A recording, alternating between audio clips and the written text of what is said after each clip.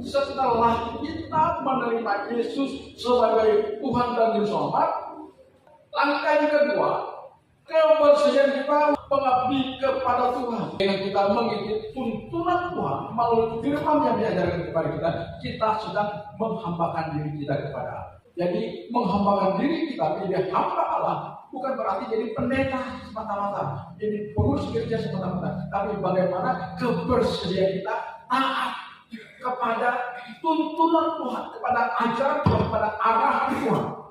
Tanpa kita bersedia menjadikan hidup kita sebagai pribadi yang mengabdi kepada Allah dengan ketaatan kita kepada firman yang diajarkan kepada kita, kita tidak akan pernah memiliki predikat sebagai orang yang dikuduskan dan disucikan.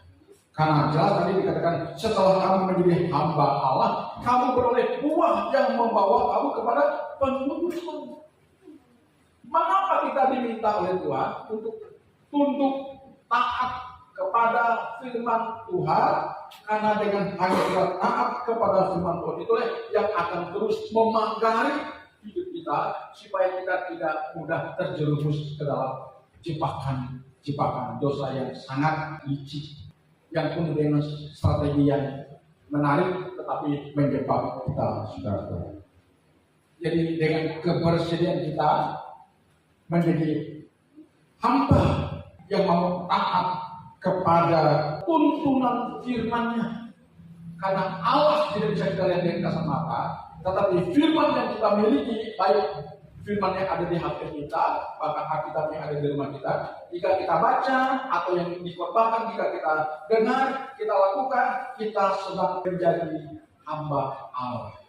Ya, perhatikan baik-baik, dengan kita bersedia menjadi pelaku firman, maka kita akan dibawa kepada sebuah proses pengudusan.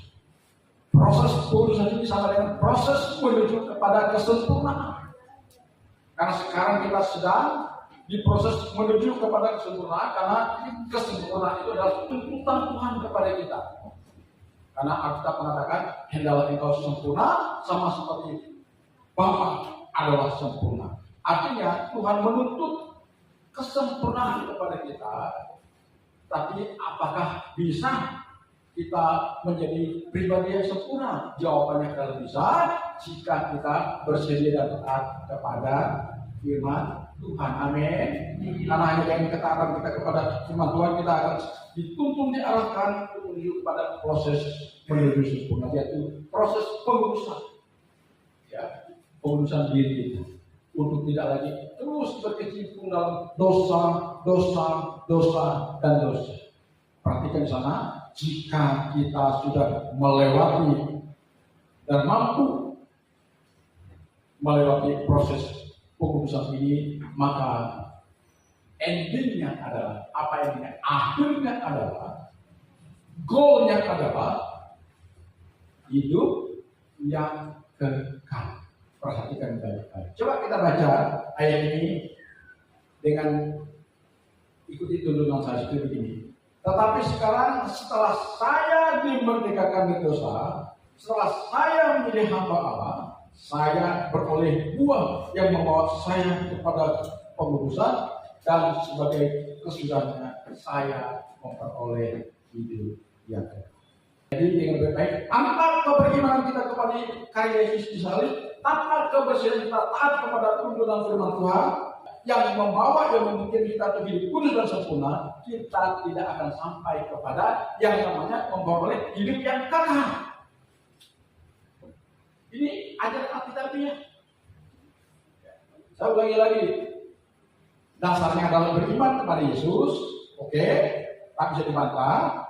Yang kedua, kebersihan kita taat kepada firman Yesus, ya, yang akan menjadikan kita pribadi yang suci, pribadi yang kudus, pribadi yang berkenan kepada Tuhan, pribadi yang sedang diproses menuju kepada kesempurnaan.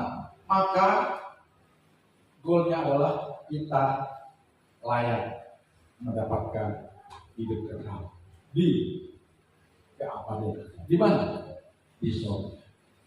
Inilah yang hari-hari ini kami sebagai hamba Tuhan terus banyak berdoa, bergumul, meminta tuntunan Tuhan, ya, supaya jemaat benar-benar dibekali dalam hal keimanan yang benar, bukan hanya retorika menjadi hidup Kristen kita, bukan hanya retorika, seremonial, ibadah, bukan. Ibadah itu istilah Kristen itu kebaktian, asal kata bakti. Bakti itu adalah sebuah perbuatan untuk menyatakan kesungguhan kita kepada sesuatu yang kita kerjakan. Nah, kita berbakti kepada Tuhan sebagai sebuah perbuatan, sikap kita untuk menunjukkan rasa hormat kita, rasa taat kita kepada Tuhan. Itu artinya pada kebaktian. Ya, menghormati Tuhan, mensyukuri akan anugerah Tuhan yang telah kita nikmati.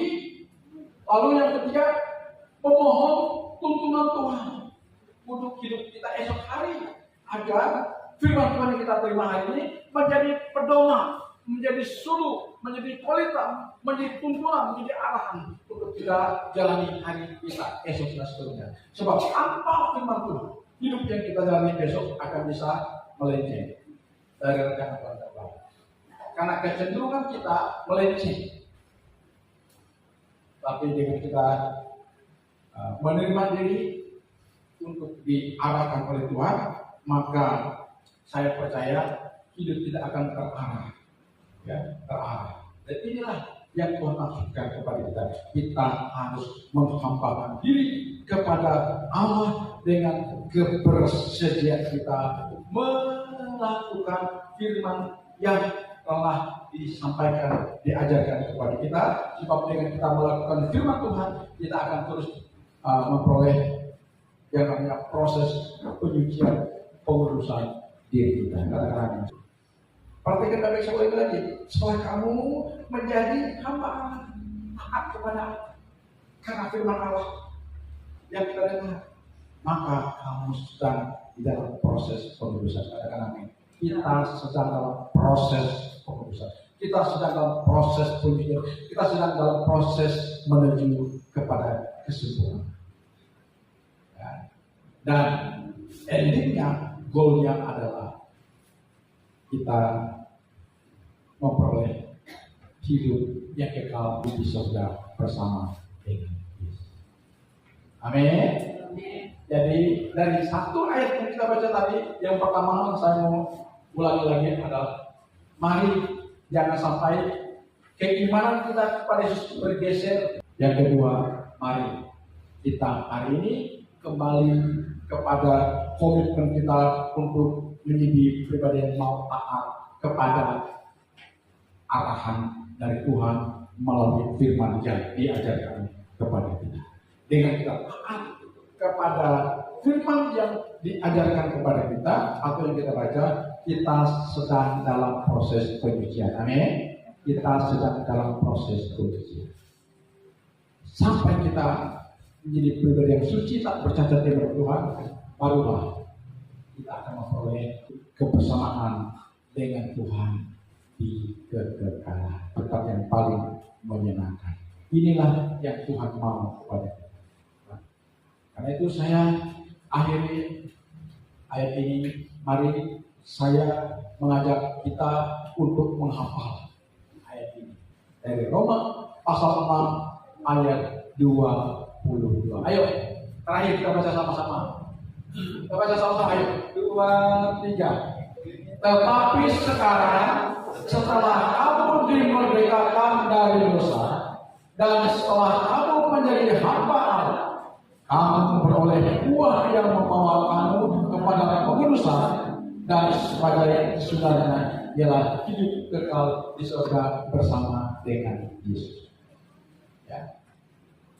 Kata kamu diganti saya atau aku.